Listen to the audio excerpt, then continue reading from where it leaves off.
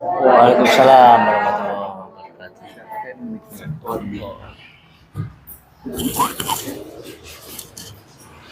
Terima kasih atas kehadirannya Pak Lurah, terus dari DP3KB juga, dari ibu-ibu kader, ibu-ibu PKK, terus dari staf kelurahan juga.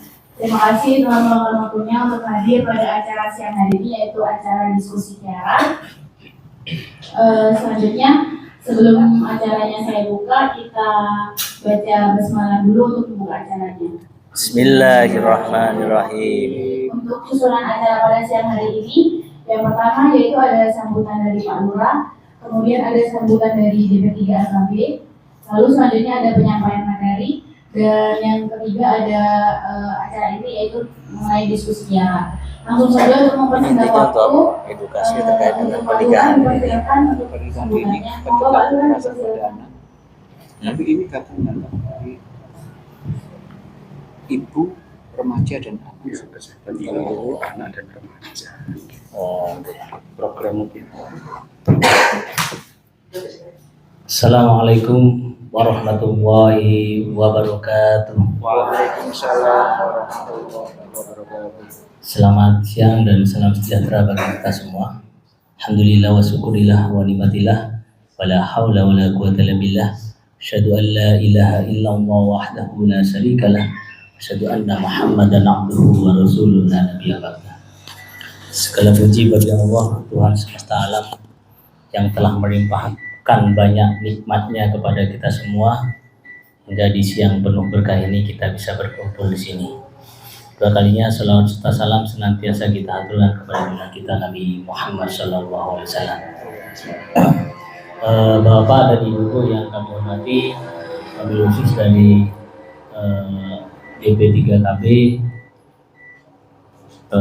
Bu Sekel, Bu Kasih PMKS, Bu Sherly, Pak Babin Katipmas, Pak Sem dari YPSM ya, Mutiara, ada Ketua PPKK Kelurahan Tegal Gede, Bu Lurah, Pak Kampung, dan seluruh undangan yang hadir di sini.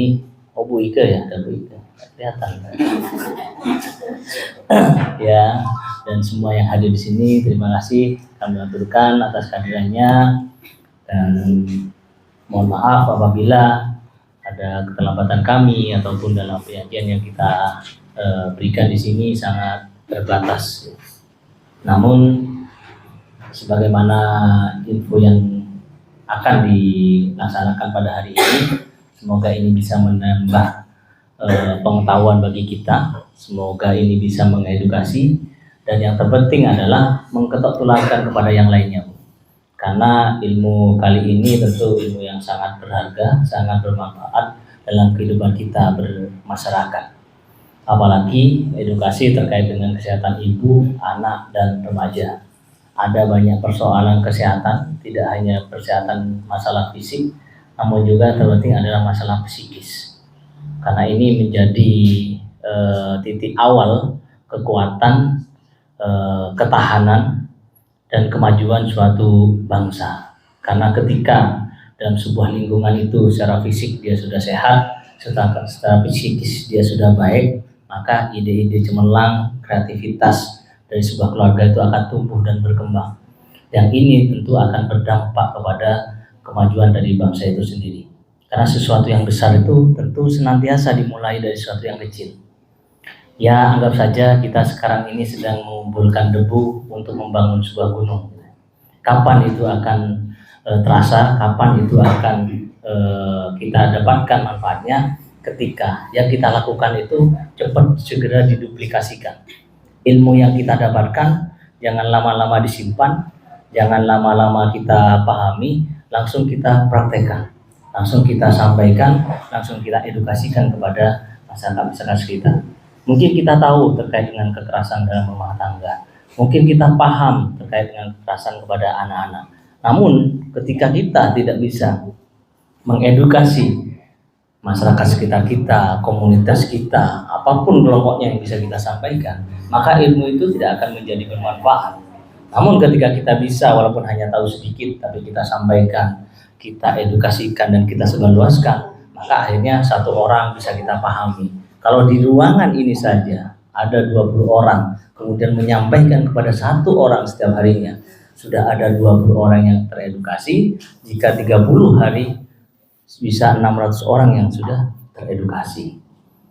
Di sisi yang lain, dengan makin meningkatnya teknologi, informasi dan yang lain sebagainya, semoga informasi-informasi yang dapat ini betul-betul harapannya adalah bisa ditularkan kepada semuanya. Karena mungkin kita tahu terkait dengan stunting, terkait dengan gizi buruk, ya, terkait dengan mungkin pernikahan dini dan sebagainya. Tapi mungkin kita yang belum tahu masalah penyakit-penyakit psikologis yang ini kadang sulit kita ketahui. Siapa tahu nanti terkait dengan kekerasan pada anak itu seperti apa sih? Apakah dengan kita memukul mereka? Apakah kita dengan memarahi mereka? Apakah kita memperlakukan mereka secara tidak wajar? Apakah dengan memanjakan mereka juga bagian dari kekerasan pada anak? Nah, di forum ini semoga nantinya kita sama-sama mendapatkan pencerahan, sehingga minimal itu kemudian dipraktekkan dalam keluarga kita, yang kemudian bisa diedukasikan kepada seluruh masyarakat yang ada. Karena jujur, mohon maaf jika terkait dengan DP3KB, terkait dengan program pemerintah keluarga masih keluarga, nama Pak? Jember membangun keluarga, Pak. Kalau keluarga berencana masih ada, Pak? Katanya bukan sekedar keluarga berencana ya, keluarga yang apa itu, Pak Bu? Siapa kemarin? Suti. Keluarga berkualitas. Oke, Bu. Karena kalau ngomong keluarga berencana saya nanti bingung ngomongnya, Bu. Anak saya 4, Pak. Yang penting katanya Bu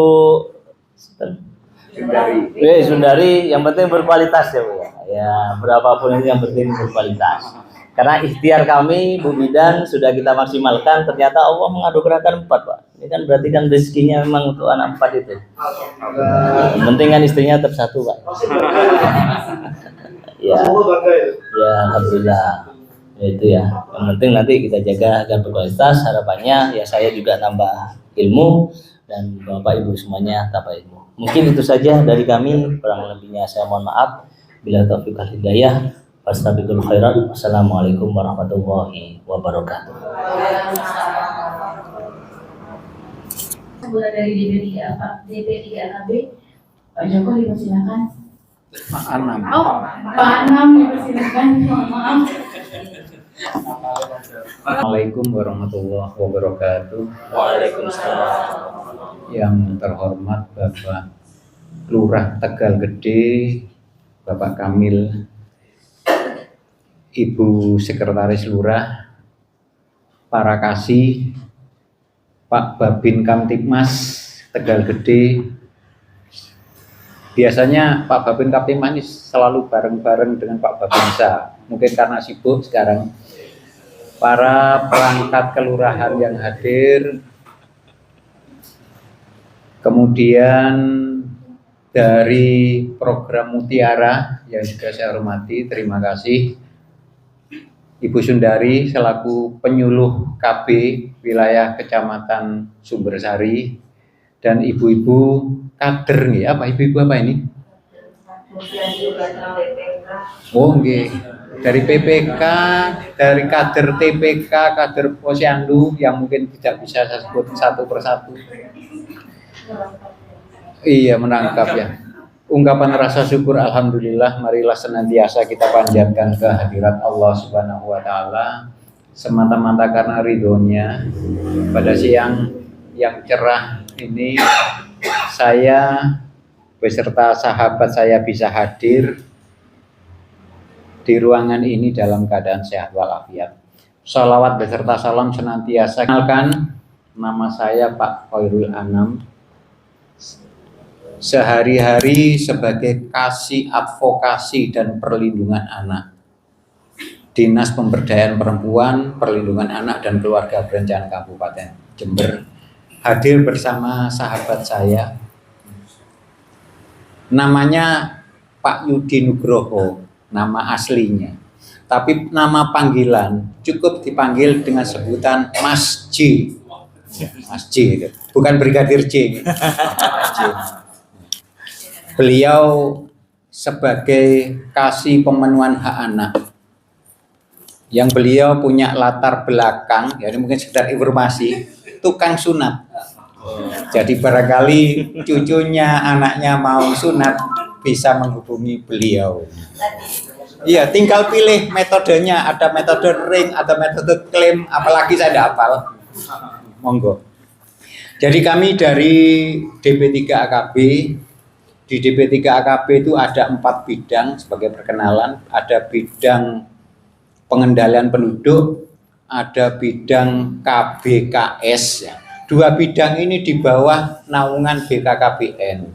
2 bidang yang lainnya bidang pemberdayaan perempuan dan bidang perlindungan anak. Ini di bawah naungan Kementerian Pemberdayaan Perempuan dan Perlindungan Anak, Kemen PPA, ya. Jadi ada 2 menteri, Pak, di kantor saya itu. Nah, kami hadir ditugaskan oleh Bapak Kepala Bidang Pak Joko Sutriswanto untuk menghadiri kegiatan ini. Sekaligus kami ingin menyampaikan sekedar sosialisasi tupoksi yang ada di bidang perlindungan anak. Sebagaimana kita ketahui bahwa menurut Undang-Undang Nomor 35 Tahun 2014 tentang perlindungan anak, bahwasanya yang dimaksud atau yang disebut dengan anak adalah seseorang yang berusia 0 sampai kurang dari 18 tahun, termasuk anak yang berada dalam kandungan. Ini kategori anak. Nah, saat ini kebetulan ya, tidak hanya di Jember tapi di banyak tempat secara nasional banyak sekali terjadi kekerasan pada anak, baik di lingkungan keluarga maupun di lingkungan sekolah. Tadi kami dari Rambi Puji juga sempat bersama Pak Camat Bukades Rambi Puji beserta Dinas Sosial mendatangi seorang anak difabel, disabilitas, usianya masih baru sekitar 16 atau 17 tahun, mengalami kekerasan seksual. Sana kami hadir di sana. Ini, maka dari itu kami ingin dalam upaya pencegahan kekerasan kepada anak. Perlu diketahui bahwa yang namanya kekerasan pada anak ini ada 4 jenis atau 4 macam kekerasan. Yang pertama, kekerasan fisik, kemudian kedua, kekerasan psikis, yang ketiga, kekerasan seksual, dan keempat, penelantaran berkaitan dengan anak yang berhadapan dengan hukum. Data yang kami terima, karena kami punya namanya unit atau UPT DPPA yang bertempat di depan SMP Negeri 1. UPT DPPA ini singkatan dari Unit Pelaksana Teknis Dinas Pemberdayaan Perempuan dan Perlindungan Anak. Ya. Dari bulan ke bulan, dari tahun ke tahun, yang namanya kasus kekerasan pada anak itu selalu meningkat di Jember ini. Data yang saya terima di bulan sampai dengan bulan Juli ini sudah ada, sampai Juli, yang Agustus saya belum baca, ini sudah ada 66 korban Kabupaten Jember anak. Dari 66 korban ini, kasus yang dia terima, yang dia alami ada 126 kekerasan. Artinya apa? Artinya bahwa satu anak bisa mengalami lebih dari 1 kekerasan. Kekerasan fisik, psikis, seksual, ataupun penelantaran bisa dia alami. Ini banyak sekali. Banyak sekali. Nah, di samping itu yang kami upayakan dalam upaya penurunan stunting salah satunya adalah upaya pencegahan perkawinan anak. Nah, menurut Undang-Undang Nomor 16 Tahun 2019, usia minimal menikah menurut undang-undang ini sama-sama umur 19 tahun. Meskipun kalau menurut BKKBN, menurut Mbak Sundari, usia ideal menikah perempuan adalah 21 tahun, laki-laki adalah 25 tahun. Karena di usia ideal itulah alat reproduksi sudah siap untuk dibuai. Diharapkan juga baik secara psikis, mental juga sudah siap. Termasuk supaya tidak terjadi yang namanya perceraian pada anak. Karena ketika kami hadir di pengadilan agama, banyak sekali kasus pengaduan perceraian itu dialami oleh usia anak. Maka dari itu salah satu solusi yang kita sampaikan di sini bahwa perlu dibentuknya wadah bagi anak-anak agar kegiatannya selalu positif. Untuk tingkat kelurahan ataupun desa perlu dibentuk yang namanya kelurahan layak anak dengan 2 indikator atau dua bidang. Yang pertama, gugus tugas kelurahan layak anak yang isinya adalah para tokoh-tokoh masyarakat, tokoh formal. Pak Babin Kamtimas juga bisa ikut di dalamnya. Ketua tim penggerak PKK beserta seluruh jajarannya bisa masuk di dalamnya. Mungkin para perangkat bisa masuk di dalamnya dengan fungsi membina atau menampung suara-suara anak yang nantinya tergabung dalam forum anak kelurahan. Bapak-bapak, ibu-ibu, terutama Bapak Lurah, memang beda antara forum anak desa dengan forum anak kelurahan. Kalau di forum anak desa bisa difasilitasi dengan dana desa, anggaran dana desa. Itu sudah ada juknisnya, yang di edaran juknis yang disampaikan oleh Bapak Bupati. Tapi kalau untuk kelurahan ini, karena saya pernah mengalami juga Pak Lurah, bingung ya. Akhirnya ketika ada satu pembinaan, pada waktu pembinaan RT RW itu saya gabung dengan pembinaan gugus tugas kelurahan layak anak. Ini pernah saya alami ya, karena saya 2 tahun ada di kelurahan, 2 tahun ada di kelurahan. Jadi pernah saya alami memang duit tekon di sing digawe. Apalagi mungkin sekarang tambah seret dan sebagainya. Karena ketika saya berkunjung ke teman-teman lurah, kok sambatnya tambah nemen daripada zaman saya dulu. Tapi monggo, karena ini memang dalam upaya menyelamatkan anak bangsa, menyelamatkan calon-calon pemimpin yang akan datang. Monggo mari bisa difasilitasi, mungkin kerjasama dengan dunia usaha. Karena forum anak Jember juga mengalami hal yang sama. Mereka sempat mengadakan namanya Seni Arek Jember yang disingkat Senar di Lipo. Mereka mengajukan proposal, sempat saya beberapa kali mengantar, entah itu ke Auto 2000, entah itu pokoknya ke dunia usaha. Alhamdulillah, mungkin dunia usaha yang lokal ada di lingkungan kelurahan bisa membantu kegiatan forum anak ini. Jadi itu sekedar sambutan dari kami. Barangkali nanti ada yang mau ditanyakan, monggo kami siap untuk mungkin kalau bisa kami jawab akan kami jawab, sehingga ada forum tanya jawab. Karena kami tadi pada waktu di Desa Rambi Muji dikasih waktu 20 menit ya, sampai molor 1 jam lebih ya. Ini saya sempat gak enak ke panitianya juga. Jadi monggo bisa nanti komunikasi langsung, monggo lewat WA, monggo kami siap. Karena memang ini tugas kami di bidang perlindungan anak, untuk pencegahan kekerasan, pencegahan perkawinan. Mumpung saya masih bisa berbakti pada negara, karena 7 amplop lagi sudah purna, 7 bulan lagi sudah purna. Mungkin itu yang bisa saya sampaikan, kurang lebihnya mohon maaf, dan kami akhiri billahi taufiq wal hidayah. Wassalamualaikum warahmatullahi wabarakatuh. Waalaikumsalam.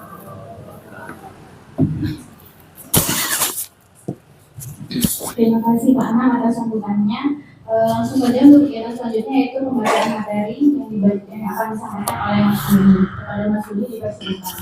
Ya, terima kasih. Mohon izin Pak Lurah. Ya.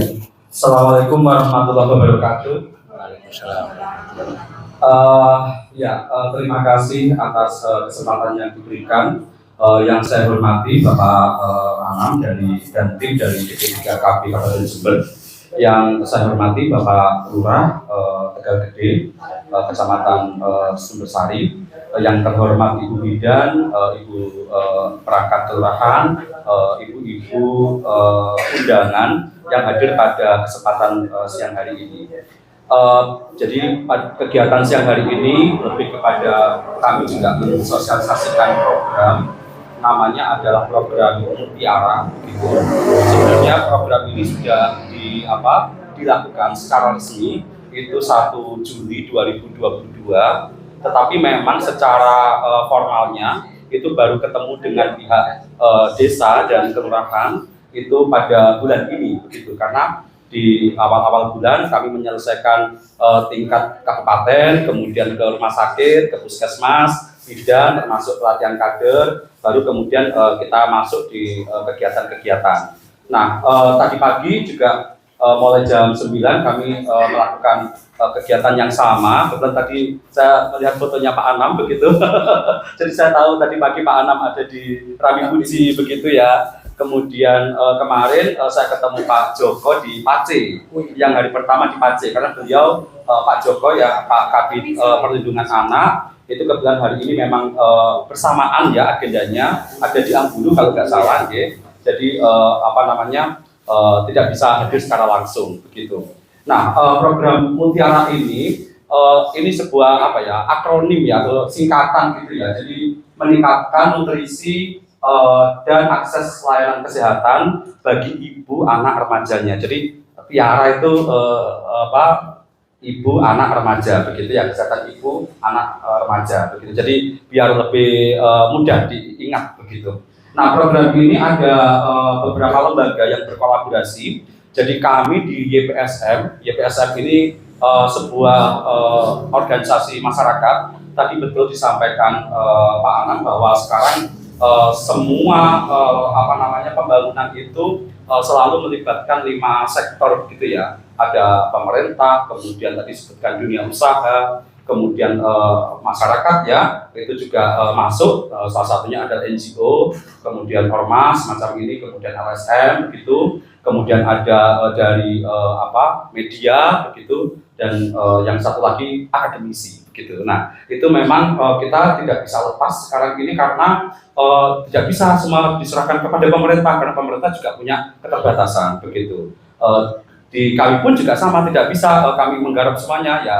Makanya juga seperti ini nanti kita akan bahu-membahu, misalkan nanti kita dorong untuk kelurahan ini juga punya wadah di forum anak kelurahan, karena di kegiatan Mutiara ini selain untuk ibu hamil, balita, termasuk nanti juga akan menyasar kelompok remaja begitu Pak Anam kira-kira. Nah, jadi ada logonya yang sini YPSM yang tangan menanam begini. Kemudian yang ini ada logo Yapika. Jadi Yapika itu sebuah NGO di Jakarta begitu yang juga nanti berkolaborasi menjalankan program ini. Cuman yang di lapangan, yang di tingkat komunitas itu nanti kami yang bergerak begitu. Untuk wilayah Tegal Gede ini ada Mbak Monik yang di belakang itu yang nanti akan menjadi CO atau pendamping lapangan begitu. Jadi setiap wilayah ada pendamping begitu. Kemudian yang tengah ini Philip. Jadi kalau dengar Philip itu lampu ya.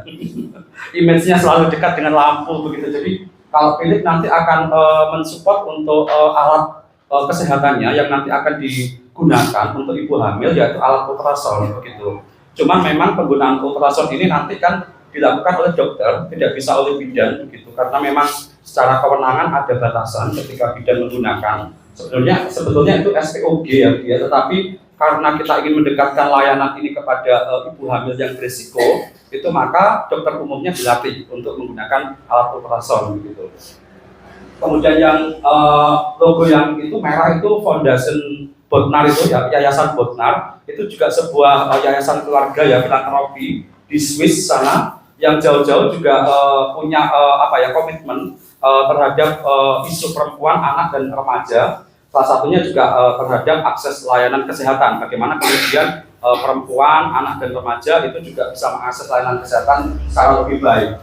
Kemudian ada logo Subandi ya. Ya, logo Subandi ini rumah sakit ini juga karena kita membangun mekanisme rujukan. Begitu. Jadi ibu hamil yang didampingi, kemudian datanya dimasukkan di dalam aplikasi begitu, kemudian ada supervisi dari bidan, nanti masuk datanya itu di puskesmas. Nah itu nanti akan secara periodik begitu ya, secara reguler nanti akan dianalisa oleh dokter SPOG di Rumah Sakit Subandi. Jika memang nanti ada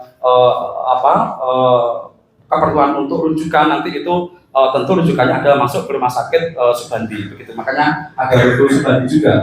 Kemudian yang sana tentu saja pemerintah Kabupaten Jember begitu. Jadi secara resmi program ini sudah melewati proses audiensi di kabupaten, di Bapeda, kemudian dengan OPD itu ada 2, yaitu Dinas Kesehatan karena kaitannya dengan angka kematian ibu dan angka kematian bayi, kemudian berkaitan dengan stunting dan remaja itu tentu saja dengan DP3KB karena memang di pusat, di nasional yang menerima mandat untuk percepatan penurunan stunting berdasar Perpres ya, ada Perpres 71 2021 itu adalah BKKBN gitu. Turun sampai ke level kabupaten DP3KB karena kebetulan tadi disampaikan Pak Anam itu DP3KB itu kalau di pusat ya 2 kementerian itu jadi 1, Kementerian PPPA dan Kementerian BKKBN, lembaga negara BKKBN. Itu kira-kira jadi yang berkolaborasi di sini. Jadi mudah-mudahan nanti juga bisa memberi manfaat dan kontribusi meskipun ya sedikit tidak bisa mungkin menyelesaikan persoalan karena memang persoalan AKI, AKB dan stunting ini jadi benang kusut ya yang kita memang benar-benar ini sebenarnya persoalannya di mana, tapi yang kita yakini bahwa sejauh ini termasuk di program pemerintah ketika remaja-remaja itu menikah di usia yang belum belum semestinya tadi ya 19 tahun seperti tadi disebutkan Pak Anam di undang-undang yang terbaru Undang-Undang 16 2019 itu batasan usia laki perempuan 19 tahun begitu, meskipun secara idealnya BKKBN mempromosikan 21 tahun untuk perempuan, 25 tahun untuk laki-laki begitu. Tetapi secara resminya itu memang 19 tahun sudah boleh menikah karena itu undang-undang. Tapi kalau bahasa BKKBN itu kan belum masuk bahasa undang-undang, tapi itu idealnya begitu yang dianjurkan. Oke, selanjutnya. Nah, ini JPSM ini seperti tadi saya sampaikan, jadi sejak 88 sebenarnya berdirinya, jadi cukup berumur juga, sudah masuk tahun ke-34 sekarang. Isunya lebih ke pemenuhan dan perlindungan hak anak begitu. Tadi sudah disampaikan juga, jadi kata kunci anak itu ada di batasan usia, jadi semua yang di bawah 18 tahun termasuk yang di dalam kandungan. Oleh karena itu kenapa kemudian tidak boleh misalkan di dalam kandungan itu dibunuh, digugurkan, diaborsi, karena haknya itu hak hidup begitu. Sudah melekat haknya, hak anak itu sejak dalam kandungan. Maka hak anak yang pertama itu adalah hak hidup begitu. Yang kedua, hak anak itu adalah hak tumbuh kembang gitu. Jadi mendapatkan asupan makanan yang bergizi, kemudian mendapatkan kasih sayang, kemudian bisa bersekolah, bermain, memanfaatkan waktu luang, macam-macam itu masuk hak tumbuh kembang. Yang ketiga yang tadi sudah disebutkan, sekarang sudah mulai marak itu kasus-kasus pelecehan, kekerasan, kemudian bullying atau perundungan, itu hak anak yang ketiga, perlindungan begitu. Harus dilindungi. Siapapun itu ya, tidak melihat suku, agama, ras, warna kulit, itu kita nggak lihat, semua anak harus dilindungi. Saja yang tadi disampaikan Pak Anam, itu hak anak adalah partisipasi atau berpendapat atau bersuara. Jadi maka itu kemudian kita juga perlu mendengar aspirasi mereka seperti apa. Tidak bisa kemudian kita mengatakan, oh kamu ikut saya saja, oh kamu ikut pemerintah saja, maunya nggak bisa. Karena sekarang kita sudah mulai untuk membiasakan mereka untuk berbicara. Itu juga bagian dari ketika mereka mengalami kasus-kasus kekerasan atau pelecehan, mereka berani untuk speak up, untuk ngomong itu. Makanya diperlukan wadah untuk melatih itu. Yang tadi sudah disampaikan adalah wadahnya, salah satunya itu adalah forum anak kelurahan. Dan itu mandat dari pusat program pemerintah juga untuk Indonesia didorong menjadi Indonesia layak anak begitu. Turun berarti provinsi layak anak, kabupaten, kota layak anak, sampai tingkat paling bawah desa atau kelurahan layak anak. Memang gaungnya mungkin memang kurang ya, karena banyak isu atau persoalan yang lain yang lebih besar ya, lebih masif pemberitaannya ya. Jadi kayaknya kok nggak pernah dengar, atau mungkin saya pernah dengar, atau mungkin baru kali ini dengar. Jadi memang seperti itu didorong untuk semuanya desa kelurahan itu membentuk kelembagaan ya. Tadi yang disampaikan salah satu indikator itu adalah gugus tugas desa atau kelurahan layak anak. dan ada forum anak desa atau kelurahan begitu. Itu mulai mengembangkan program itu masuk ke isu kesehatan. Dalam hal ini adalah stunting gitu ya. Cuman masih jumlah kecil ya, ada di Kecamatan Silo, Bogor dan Ombo. Ini desanya cuma satu desa gitu. Jadi kami baru uji coba program pertama itu di beberapa desa itu. Kemudian di 2021 kemarin kami mengembangkan program desa sehat, dan di 2022 ini kami mengembangkan lagi program Mutiara ini. Jadi ini sebenarnya proses yang bertahap ya. Jadi waktu itu skopnya kecil, kemudian desanya nggak banyak begitu. Nah sekarang itu skopnya agak banyak, desanya juga cakupannya lebih banyak lagi. Jadi kami nanti akan masuk di 4 kecamatan, Rambi Puji, Kaliwates, Sumbersari, dan Silo 2 begitu. Salah satunya untuk wilayah Sumbersari karena masuk di Puskesmas Sumbersari, Tegal Gede ini dimasukkan dalam wilayah program ini. Selanjutnya, nah ini tujuan programnya tentu saja meningkatkan kesehatan ibu anak remaja ya, dengan mendorong itu partisipasi perempuan dan anak muda melalui pengambilan kebijakan terkait KIA yang dikombinasikan dengan penggunaan teknologi dalam penyelenggaraan layanan KIA. Ini yang nanti kita akan lakukan di dalam program ini. Jadi ada salah satunya itu adalah layanan USG kepada ibu hamil berisiko begitu. Ibu hamil berisiko itu misalkan yang usia di atas 35 tahun atau yang kemudian kehamilannya kurang dari 2 tahun sudah mengandung lagi gitu, atau yang kek dan lain-lain. Jadi ada kriteria-kriteria yang nanti akan dilihat untuk layanan USG itu.